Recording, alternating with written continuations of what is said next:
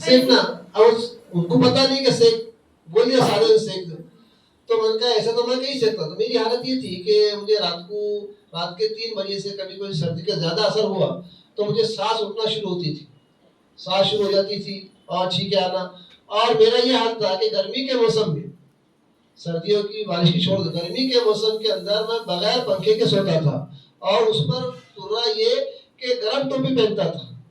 ये मेरा हाल था गर्मी के मौसम, इतनी मुझे एलर्जी थी। और बाकी हमेशा मैं अपने सर पर रुमाल बांध के रखता था। इसी तरह हमारे होम्योपैथी के एक डॉक्टर साहब थे, मैं उनका इलाज करता था। तो उन्होंने कहा कि मुफ्ती साहब ये तुम हमेशा रुमाल बांध की क्या बात है, तुम्हारे मौलाना ने कुछ बताया क्या ऐसा? तो हमारे मौलाना ने नहीं बताया, ये मेरे बीमारी ने मुझे बताया। मेरी बीमारी ने बताया कि मुझे कान को ढक के रखो नहीं तो मैं आ जाऊंगी। तो वो सर्दी लगती, थोड़ी हवा लगी तो मुझे छींके आना शुरू हो जाती थी, तो छींके आना शुरू हो जाती थी। तो वो एलर्जी इतनी मुझे खतरनाक थी। तो मैंने यार उसने आपसे डिटेल से मैं बातें बताऊंगा, लेकिन इन्होंने पूछा कि आपको कैसे मालूम हुआ, तो उसकी वजह बता रहा मैं, फिर बाद में बताऊंगा क्या है। तो चुनांचे उसने कहा कि यहाँ, तो मैंने कहा कि सेक से तो फायदा कुछ होता नहीं, आरजी होता फायदा, सेक से फायदा होता, आरजी फायदा नहीं, जैसे कि वैसी है।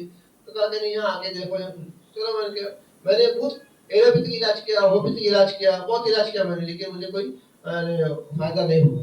तो मैंने कहा चलो एक ये भी इलाज कर लेंगे। वो कहते हैं अपने कावरी गाय काटे खाए, बेचारी गाय को कुछ नहीं मिल रहा खाने को, जानवर को मिलता तो कांटे वाली ही पत्ते खा लेता हूँ। तो ऐसा मेरा भी हाल था कि जो भी बोल रहा है ऐसा करो, जो भी। तो मैंने भी कहा चलो ये करते हैं तो ये भी कर लो। चुनाव जब मैं यहाँ आया तो जब मैंने यहाँ का लेक्चर सुना तो लेक्चर सुनने के बाद में मुझे ये एहसास हुआ कि नहीं, जो लोग कह रहे हैं कि सेक से इलाज हो रहा है, यहाँ अपने सेकने से इलाज नहीं हो रहा है। और इससे उम्मीद है मुझे कि शेख साहब का लेक्चर सुना मैंने तो क्या हो सकता है कि इंशाल्लाह मुझे फायदा हो जाएगा। तो इस तरह मुझे यहाँ मालूम हुआ तो मैं आना शुरू हुआ, यहाँ इलाज किया मैंने। तो क्या तो देखिए, जब मैं यहाँ आना शुरू हुआ तो मैं समझ गया कि ये अपने इंडियन वो नहीं है, बल्कि ये बाहर की है। और मेरा ये है कि हमारा इंडिया बाहर के मुल्कों से इलाज के एतबार से या कोई टेक्नोलॉजी के एतबार से 100 साल पीछे चलता है। बाहर के मुल्कों के अंदर वो चीजें आती है जाती है, लोगों को फायदा पहुंचता है, लोग उससे फायदा पहुंचते हैं, वो चले जाता है, वहां का दौर खत्म होता है। तो हमारे इंडिया के अंदर उसका वो होता है, उसको शुरुआत होती है कि भाई ऐसा आया, ये है वो है। जब मालूम हुआ कि वो तो वहाँ बाहर में तो कब से शुरू हुआ है यार, हमारे यहाँ तो अब हो रहा है।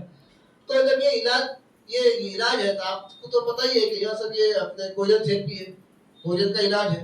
तो कोरियन से वो बताया शेख साहब ने, कोरियन का इलाज है, ये है वो है। तो मैं समझ गया कि बाहर का इलाज है, बाहर का इलाज हमारे यहाँ बहुत देर के बाद भी आता है। तो मेरे यहाँ ये कि मैं यहाँ आना शुरू किया। मुझे अभी जो खांसी आ रही है तो सर्दी की वजह से आ रही है, वरना पहले मुझे 4 साल से खांसी थी।